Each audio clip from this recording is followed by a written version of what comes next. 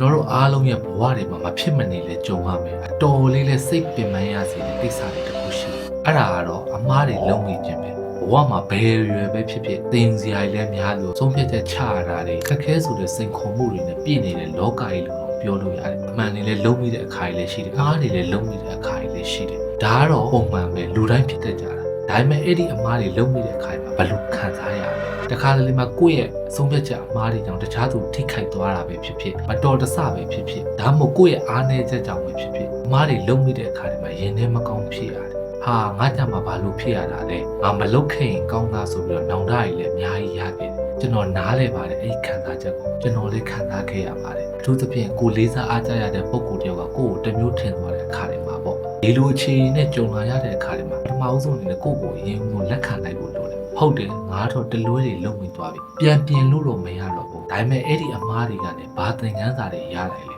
နောက်တစ်ခါဒီလိုမျိုးမဖြစ်အောင်ဘာတွေလုပ်အောင်လဲဆိုတဲ့စိတ်မျိုးကိုပဲထားဖို့လိုတယ်အတိတ်ကအမားတွေကြောင့်တစ်ချိန်လုံးစိတ်ညစ်ပြီးတော့ကိုယ့်ကိုအပြစ်တင်နေမယ်ဆိုရင်ခြေဆက်ရမယ့်ခြေလမ်းတွေကလည်းလေးလံလာလိမ့်မယ်အဲ့ဒီအမားတွေကိုကိုယ့်ရဲ့ကြောဖို့အိတ်ထဲမှာမထားဘဲနဲ့သူ့စီကနေသင်ခန်းစာယူပြီးတော့ခက်မြင်မြန်လေးထွက်လာ